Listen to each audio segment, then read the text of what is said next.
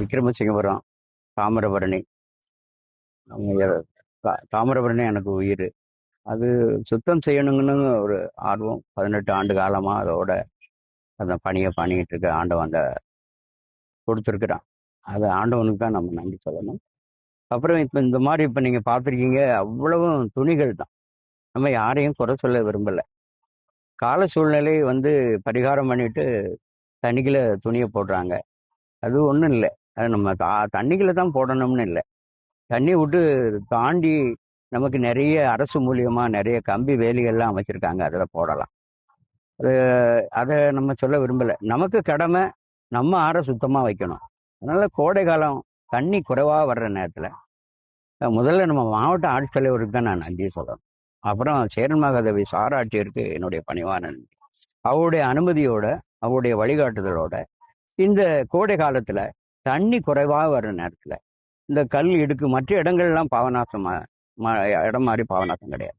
பாவநாசம் முழுக்க முழுக்க கல் இடுக்கு பாறை பொந்து பொட ஆழம் சுழல் உள்ள பகுதி. அதே நேரத்துல உரைக்கிணறுகள் விக்ரமசிங்கபுரம், அடையக்கரங்குளம், சிவந்திபுரம் போன்ற ஊர்களுக்கு உரைக்கிணறு, குடிநீருக்கான உரைக்கிணறு. இதை சுற்றி தான் இந்த தண்ணி வெள்ள காலங்கள்ல இந்த துணி அப்படியே போய் அதுல அடைஞ்சு போயிருக்கும். அப்போ நீர் உயிர்வாழ்வளங்களுக்கு அதுக்கு ஒரு இடைஞ்சலா இருக்கும். நீங்க இப்ப எடுக்கும்போது பார்த்தோம், ஆமைகள்லாம் உள்ள செத்து இருந்து அதெல்லாம் நீரை சுத்தம் செய்யக்கூடியது.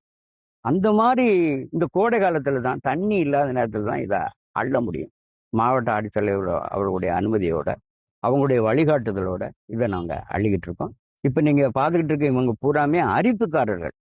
இந்த பாபநாசத்துல இவங்களை தவிர இந்த இடத்துல யாரும் இறங்க முடியாது. அவங்களுக்கு தினசரி சம்பளம் கொடுத்து தான் அதை நம்ம அள்ளுறோம்.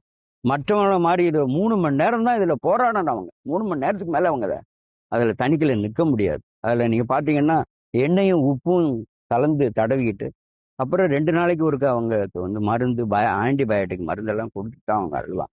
அவங்களுக்கு உண்மையிலேயே நாங்க நன்றி சொல்ல கடமைப்பட்டிருக்கேன். இந்த கோடை காலத்துல அதை நம்ம அள்ள முடியும்.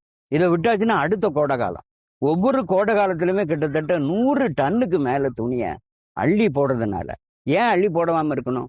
அதை அள்ளி போடலை அப்படின்னா, வெளியேற்றலை அப்படின்னா, அது பூராமே வெள்ள காலங்கள்ல கிழக்க வரைக்கும் எத்தனையோ உரை கிணறுகள் அந்த துணி டஸ்டா அதை அடைஞ்சிடும். அப்புறம் தண்ணியை மாசுபடுத்துறது துணியினுடைய முக்கிய பங்கு. ஏன்னா முன்னாலாம் நம்ம உடுத்துறது பருத்தி ஆடை, தண்ணிக்குள்ள கடந்தாலும் அது அது அது அது இத்து போயிடும். ஆனா இப்போ அது இத்து போகாது. எல்லாமே ஃபைபர், பிளாஸ்டிக் மாதிரி தான் நம்ம உடுத்திக்கிட்டு இருக்கோம். அதனால அதை நம்ம அதை எடுத்தாகணும். தண்ணிக்குள்ள போட அது மக்காது.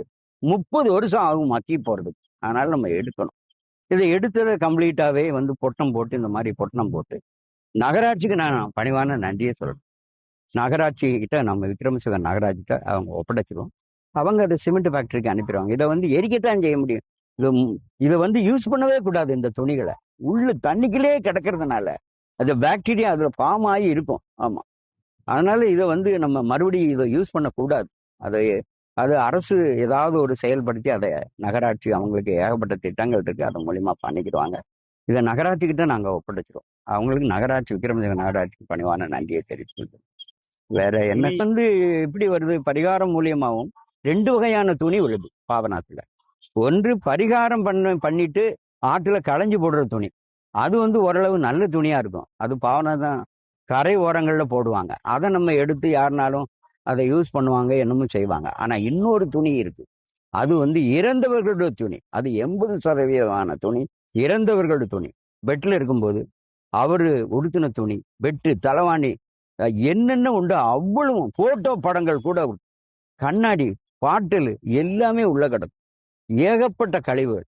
அந்த மாதிரி துணிகள் 80%. அதுதான் அங்க அப்படியே அதை யாரும் அள்ள மாட்டாங்க. அந்த மாதிரி எங்களை மாதிரி சமூக நல ஆர்வலர்கள் அந்த பணியை செய்யறோம். அதை அள்ளி கம்ப்ளீட்டா வெளியே எடுத்து அதை நம்ம நகராட்சிக்கிட்ட ஒப்படைக்கிறோம்.